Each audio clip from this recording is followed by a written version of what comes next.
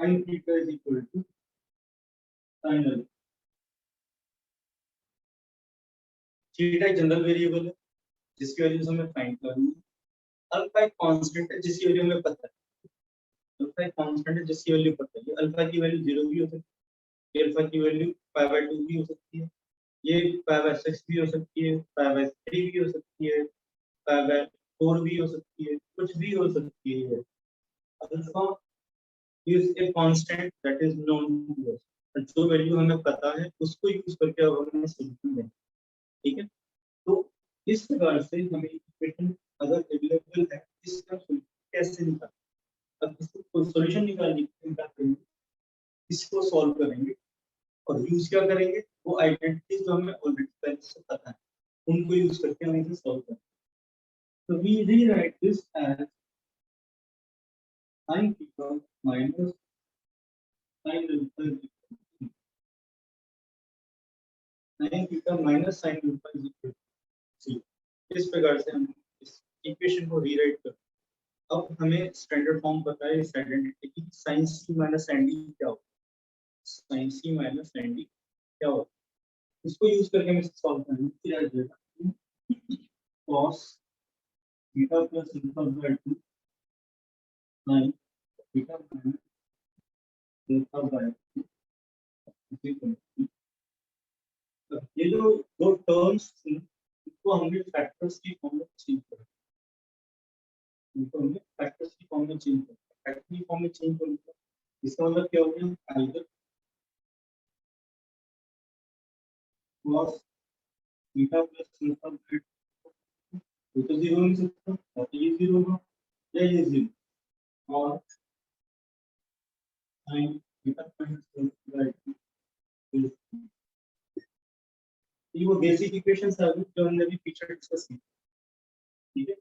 अब cos theta plus alpha by 2 equal to 0 का general solution है all odd multiples of pi by 2, ठीक है।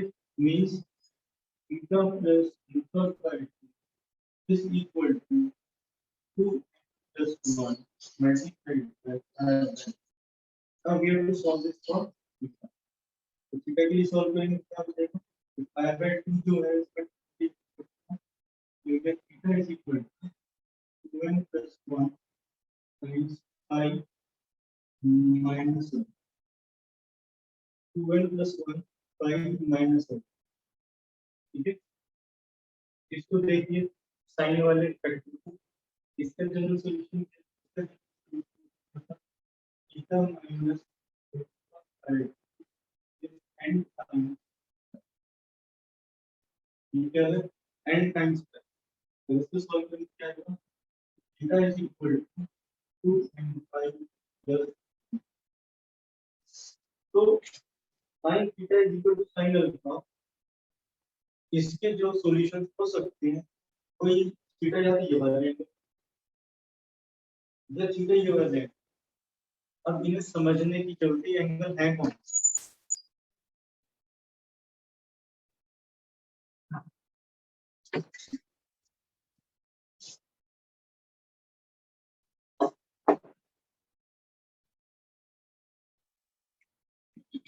इनको देखते हैं। 2l y, 2l से क्या समझ में आ रहा है, even 2l is an even number, all even multiples of pi plus alpha, all even multiples of pi plus alpha। even multiple कहाँ आते हैं, even multiple हो गए 2 pi 4 pi 6 pi 8 pi like ये सारे यहाँ पर pi, पूरा चक्कर काट दिया pi, ये चक्कर काट दिया 4 pi इधर है, फिर पूरा चक्कर काट दिया pi। अब यहाँ पर आने के बाद इसमें हो रहा है प्लस अल्फा, अल्फा आ गया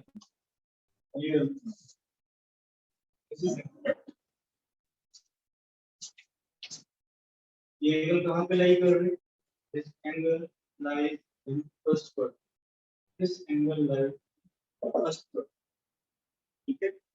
इसके इसके लिए ये एंगल का कॉल करो प्लस 1। अब ये कौन से पाई के मल्टीपल्स, ये तो इवन मल्टीपल थे, ये है ऑड मल्टीपल, ये है odd multiple. Odd multiple of pi क्या होंगे 1 पाई, यहां से आए 1 पाई, ये जो पार्ट है ये जो पार्ट है 5 पाई, सारे odd multiple of pi line पर। और इस लाइन पर आने के बाद हमें क्या करना है माइनस अल्फा, अल्फा से वापस है माइनस, यहाँ से वापस है, ठीक है। तो एक अल्फा ये हो गया, अब एक नंबर ये वाला,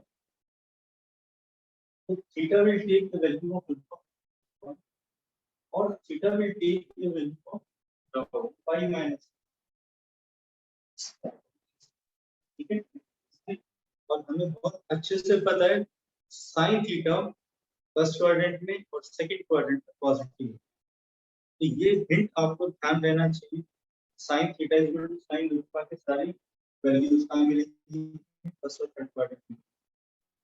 फर्स्ट क्वाड्रेंट में इसकी वैल्यू है अल्फा, तो सेकंड क्वाड्रेंट में इसकी वैल्यू क्या होगी पाई माइनस है, ठीक है। और इसी को हम एक्सटेंड कर देंगे रिजल्ट को, ये हमारे जनरल सॉल्यूशन में।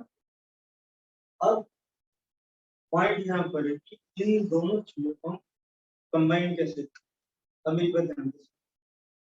हमने सारे इवन मल्टीपल ऑफ पाई ले लिए, हमने सारे ऑड मल्टीपल ऑफ पाई, तो पाई का कोई मल्टीपल बचा, पाई के सारे मल्टीपल आ गए, पाई के सारे मल्टीपल आ गए, इवन भी आ गए ऑड भी आ गए। मगर जब जब ये इवन मल्टीपल था तो यहाँ पे साइन पॉजिटिव, और जब जब ये ऑड मल्टीपल था तब तब ये साइन नेगेटिव। तो हमें बस ये पॉजिटिव और नेगेटिव साइन को मैनेज करो, और इसको मैनेज करने के लिए क्या करते हैं, write this as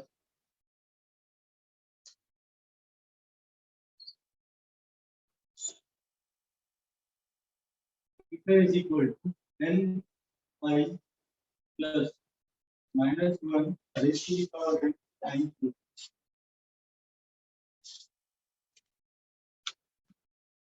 n pi plus minus 1 raised to the power n alpha.